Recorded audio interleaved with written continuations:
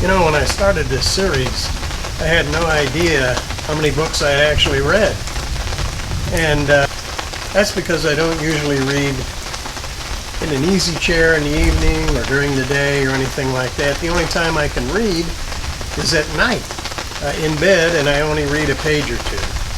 But be that as it may, let's talk about some books that I've read that are out of the mainstream, so to speak.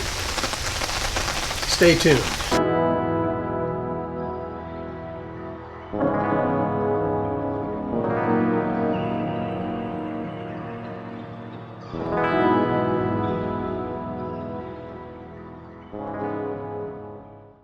Travis Hugh Culley came to Chicago to work and live as an artist.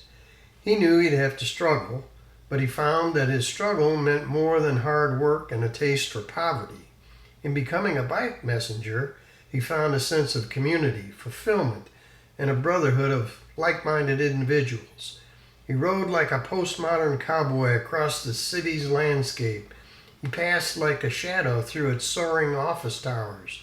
He soared like a falcon through the roaring chaos of multi-layered streets of Chicago. He became an invisible man in society, yet at the same time its most intimate observer. In one of the most dangerous jobs on dry land, he found freedom. Next up, Post Office by Charles Bukowski. Now, I know a lot of people do know who Charles Bukowski was, but mainly he was a poet.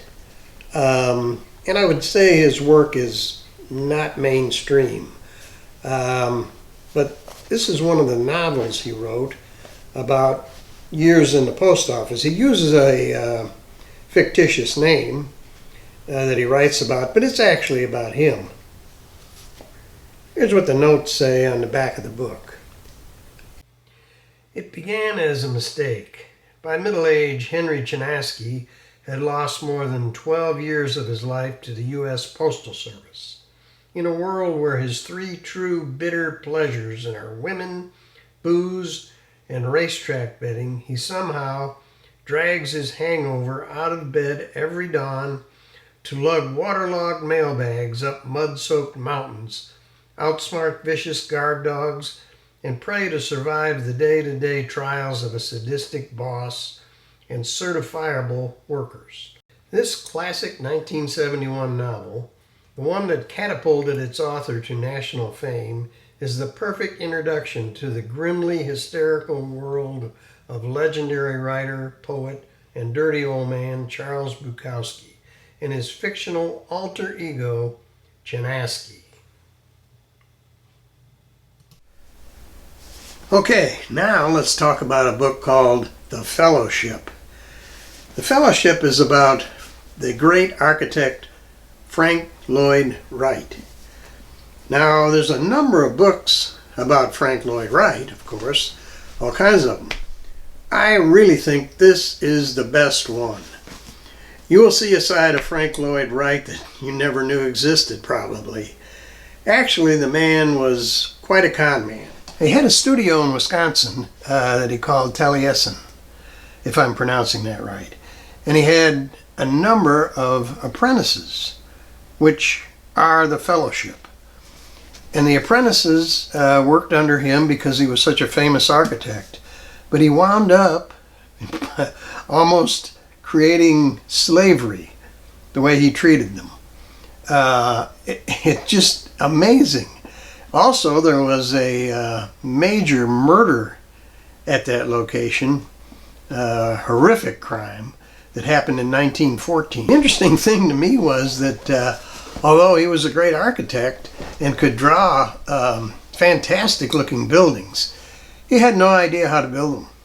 Not a clue. He was not any kind of an engineer. He could draw on paper what he wanted. He couldn't tell anybody how to build it, though. So he would employ people that would try to build his designs. They managed to do it. Wasn't easy.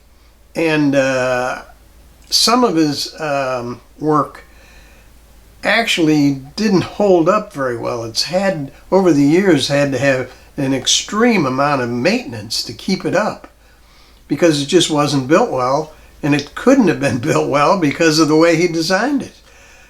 Looked great though. Anyway, it's a fascinating book, once again, and I use that term fascinating all the time, I know.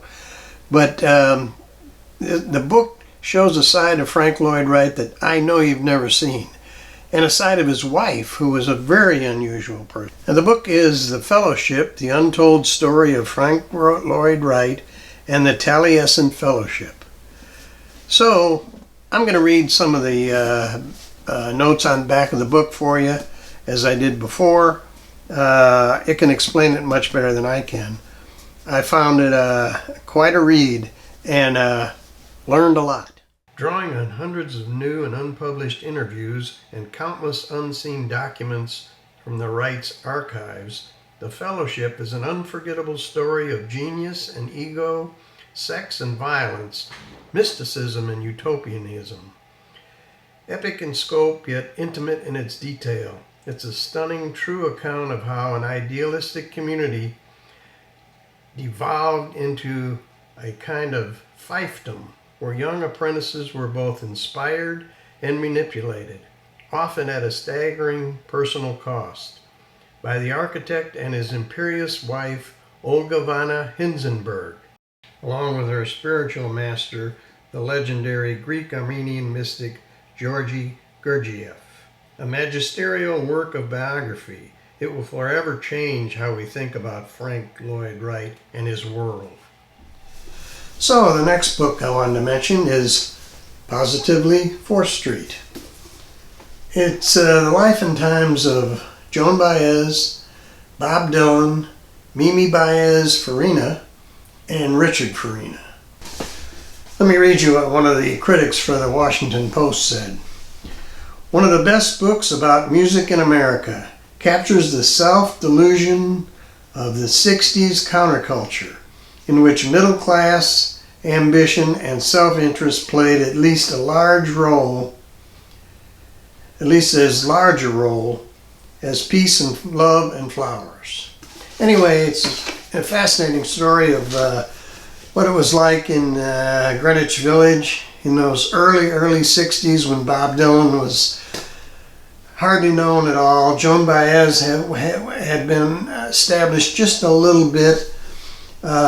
Richard Farina and Mimi Farina were already pretty well known in the folk scene. But it goes through some interesting tales. Of course, Richard Farina was killed in a motorcycle accident, and it goes into that detail. But quite a look at what it was like in New York in those days. There were some things that I had no idea. That I think one of the things I noticed was that Bob Dylan got a job washing dishes with Tiny Tim. I would have never thought anything like that.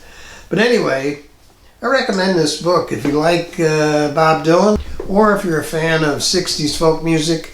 I highly recommend this book.